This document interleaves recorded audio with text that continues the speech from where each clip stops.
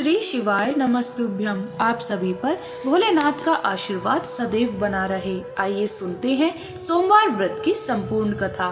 पौराणिक कथा के अनुसार अमरावती नगर में एक धनी व्यापारी रहा करता था। दूर दूर तक उसका व्यापार फैला हुआ था। नगर में उस व्यापारी का सभी लोग बहुत मान सम्मान करते थे। इतना सब कुछ होने पर भी वह व्यापारी मन से बहुत दुखी था, क्योंकि उस व्यापारी का कोई पुत्र जो नहीं था। दिन रात उसे बस एक ही चिंता सताती रहती थी कि उसकी मृत्यु के बाद उसके इतने बड़े व्यापार और धन संपत्ति को कौन संभालेगा। पुत्र प्राप्ति की इच्छा से वह व्यापारी हर सोमवार भगवान शिव की व्रत और पूजा किया करता था। सायंकाल को वह व्यापारी शिव मंदिर में जाकर भगवान शिव के सामने घी का दीपक भी जलाता था। उस व्यापारी की भक्ति देखकर एक दिन देवी पार्वती ने भगवान शिव से कहा, हे प्रभु, यह व्यापारी आपका सच्चा भक्त है। कितने दिनों से यह सोमवार का व्रत और पूजा नियमित कर रहा है। भगवान, आप इस व्यापारी की मनोकामना अवश्य पूर्ण करें। तब भगवान शिव ने मुस्कुराते हुए कहा, हे पार्वती, इस संसार में सबको उसके कर्म के अनुसार फल की प्राप्ति होती है।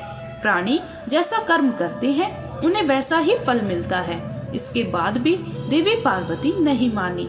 उन्होंने बार बार आग्रह करते हुए कहा, हे महादेव, हे प्रभु, आपको इस व्यापारी की इच्छा पूर्ण करनी ही पड़ेगी।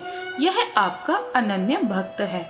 हर सोमवार आपका विधिवत व्रत रखता है और पूजा अर्चना के बाद आपको भोग लगाकर एक समय ही भोजन भी ग्रहण करता है। आपको इसे पुत्र प्राप्ति का वरदान तो देना ही हो। प्रभु, देवी पार्वती का इतना आग्रह देखकर भगवान शिव ने कहा, देवी, तुम्हारे आग्रह पर मैं इस व्यापारी को पुत्र प्राप्ति का वरदान देता हूँ, लेकिन इसका पुत्र 16 वर्ष से अधिक जीवित नहीं रहेगा।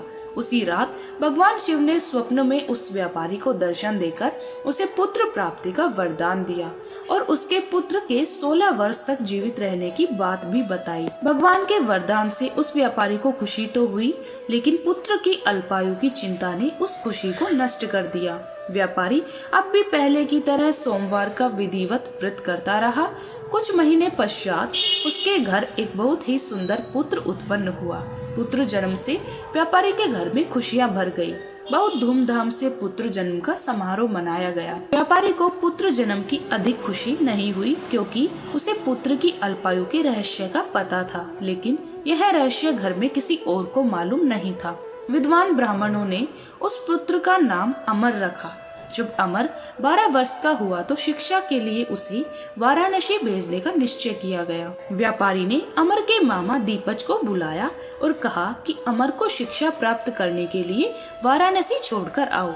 अमर अब अपने मामा के साथ शिक्षा प्राप्त करने के लिए चल दिए। रास्ते में जहाँ भी अमर और दीपचंद रात्रि विश्राम के लिए ठहरते, वहीं यज्ञ करते और ब्राह्मणों को भोजन भी कराते थे। लंबी यात्रा के बाद अमर और दीपचंद एक नगर में पहुँचे। उस नगर के राजा की कन्या के विवाह की खुशी में पूरे नगर को सजाया गया था। निश्चित समय पर बारात आ गई, लेकिन वर का पिता अपने बेटे के एक आंख से काना होने के कारण बहुत चिंतित था। उसे इस बात का भय सता रहा था कि राजा को इस बात का पता चलने पर कहीं वह विवाह से इनकार ना कर दे, इससे उसकी बदनामी होगी। वर के पिता ने अमर को देखा तो उसके मस्तिष्क में एक विचार आया। उसने सोचा, क्यों ना इस लड़के को दुल्हा बनाकर राजकुमारी से विवाह करा दूं।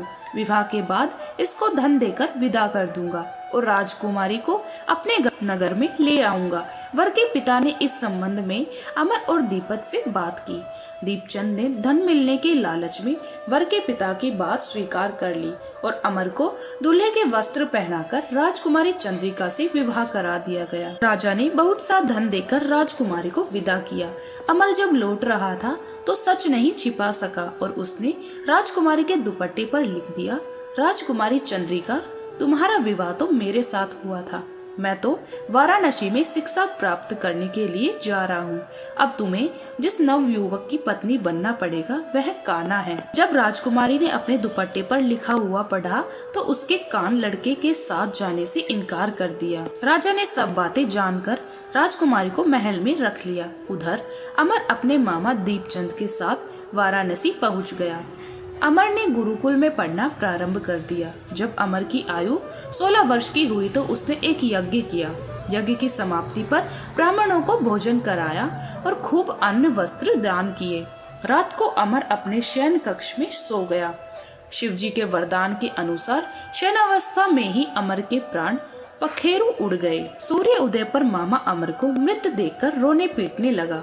आसपास के लोग भी एकत्र होकर दुख प्रकट करने लगे। मामा के रोने विलाप करके स्वर समीप से गुजरते हुए भगवान शिव और माता पार्वती ने भी सुने। तब माता पार्वती ने भगवान से कहा, प्राणनाथ, मुझसे इसके रोने का स्वर सहन नहीं हो रहा। आप इस व्यक्ति के कष्ट को अवश्य दूर कीजिए। भगवान शिव ने देवी पार्वती के साथ अदृश्य रूप में जाकर अमर को देखा तो पार्वती जी से बोले, देवी, यह तो उसकी व्यापारी का पुत्र है जिसे मैंने 16 वर्ष की आयु का वरदान दिया था। आज इसकी आयु तो पूरी हो गई। देवी पार्वती ने फिर भगवान शिव से निवेदन किया, हे प्राणनाथ, आप इस लड़के को जीवित कर दीजिए, नहीं तो इस लड़के के माता पिता पुत्र की मृत्यु के कारण रो रो कर अपने प्राणों का त्याग कर देंगे। इस लड़के का पिता तो आपका परम भक्त है, वर्षों से सोमवार का व्रत करते हुए आपको भोग लगा रहा है। माता पार्वती के बार बार आग्रह करने पर भगवान शिव ने उस लड़के को जीवित होने का वरदान दे दिया और कुछ ही क्षणों में वह जीवित होकर उठ बैठा। फिर शिक्षा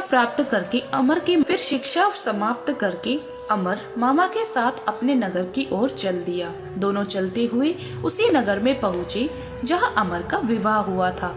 उस नगर में भी अमर के यज्ञ का आयोजन किया। समीप से गुजरते हुए नगर के राजा ने यज्ञ का आयोजन देखा। तब राजा ने अमर को तुरंत पहचान लिया। यज्ञ समाप्त होने पर राजा अमर और उसके मामा को महल में ले गया और कुछ दिन उन्हें महल में रखकर बहुत सारा धन वस्त्र देकर राजकुमारी के साथ विदा कर दिया। रास्ते में सुरक्षा के लिए राजा ने बहुत से सैनिकों को भी साथ भेजा। दीपचंद ने नगर में पहुंचते ही एक दूत को घर भेजकर अपने आने की सूचना भेजी। अपने बेटे अमर के जीवित वापस लौटने की सूचना से व्यापारी बहुत प्रसन्न हुआ। व्यापारी ने अपनी पत्नी के साथ स्वयं को एक कमरे में बंद कर रखा था। भूखे प्यासे रहकर व्यापारी और उसकी पत्नी बेटे की प्रतीक्षा कर रहे थे। उन्होंने प्रतीक्षा कर रखी थी कि यदि उन्हें अपने बेटे की मृत्यु का समाचार मिला तो वे दोनों भी अपने प्राण त्याग देंगे। व्यापारी अपनी पत्नी और मित्रों के साथ नगर के द्वार पर पहुंच गया। अपने बेटे की विवाह का समाचार सुनकर पुत्र वधू द्वारा चंद्रिका को देखकर उसकी खुशी का ठिकाना नहीं रहा। उसी रात भगवान शिव ने व्यापारी के स्वप्न में आकर कहा, हे श्रेष्ठी, मैंने तेरे सोमवार के व्रत करने और व्रत कथा सुनने से प्रसन्न होकर तेरे पुत्र को लंबी आयु प्रदान की है। यह सुनकर व्यापारी बहुत प्रसन्न हुआ। सोमवार का व्रत करने से व्यापारी के घर में खुशियां लौट आई। शास्त्रों में लिखा है कि जो भी स्त्री और पुरुष सोमवार का विधिवत व्रत करते हैं और व्रत कथा सुनते हैं, उनकी सभी इच्छाएं महादेव जी की कृपा से पूरी हो जाती है। एक समय श्री महादेव जी देवी पार्वती जी के साथ भ्रमण करते हुए मृत्यु लोक में अमरावती नगरी में आए। वहाँ के राजा ने शिव जी का एक भव्य मंदिर बनवाया था जो कि अत्यंत सुंदर रमणीक था, मन को शांति देने वाला था। भ्रमण करते समय भगवान शिव और देवी पार्वती जी वहां ठहर गए। पार्वती जी ने कहा, हे नाथ, आइए आज इसी स्थान पर चौसर पासे खेलें। खेल प्रारंभ हुआ। शिव जी कहने लगे, मैं जीतूंगा। इस प्रकार उनकी आपस में वार्तालाप होने लगी। उस समय पुजारी जी पूजा करने आए। पार्वती जी ने पुजारी से कहा, पुजारी जी बताइए जीत किसकी होगी। पुजारी ने कहा, इस खेल में तो महादेव जी के समान कोई दूसरा पारंगत नहीं हो सकता, इसलिए महादेव जी ही यह बाजी जीतेंगे। परंतु हुआ उल्टा, जीत पार्वती जी की हुई। अतः पुजारी जी को पार्वती जी ने कोढ़ी होने का श्राप दे दिया कि तुम्हें मिथ्या भाषण किया है। अब तो पुजारी को कोढ़ रोग हो गया। भगवान शिव, देवी पार्वती जी दोनों वापस चले गए। कुछ समय बाद अप्सराएं पूजा करने आई। अप्सराओं ने पुजारी जी के उसके कोढ़ी होने का कारण पूछा तो पुजारी जी ने सारी बातें बता दी। अप्सराएं कहने लगी, पुजारी जी आप 16 सोमवार का व्रत करें तो महादेव प्रसन्न होकर आपका संकट दूर करेंगे। पुजारी जी ने अप्सराओं से व्रत की विधि पूछी। अप्सराओं ने व्रत करने और उद्यापन करने की संपूर्ण विधि बता दी।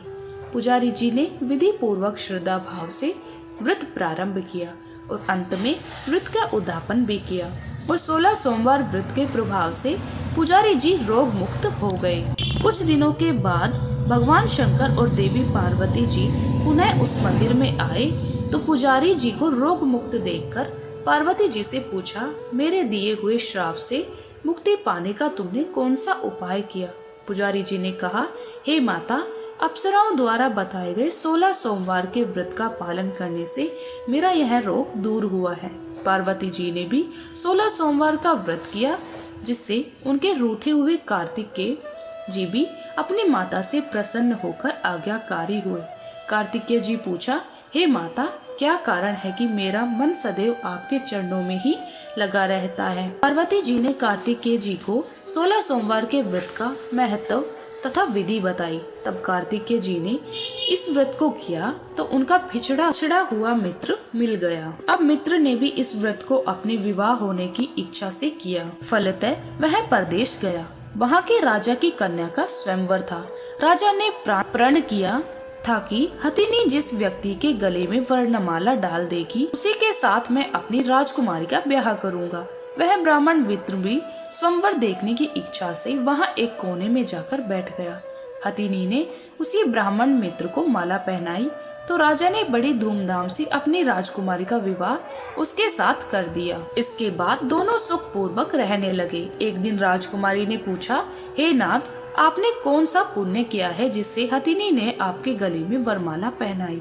ब्राह्मण पति ने कहा, मैंने कार्तिकेय जी द्वारा बताए 16 सोमवार का व्रत पूर्ण विधि विधान सहित श्रद्धा के साथ किया और उद्यापन भी किया, जिसके फलस्वरूप मुझे तुम्हारे जैसी सौभाग्यशाली पत्नी मिली। अब तो राजकुमारी जी ने भी सत्य पुत्र प्राप्ति के लिए व्रत किया और फिर सर्वगुण संपन्न पुत्र प्राप्त किया।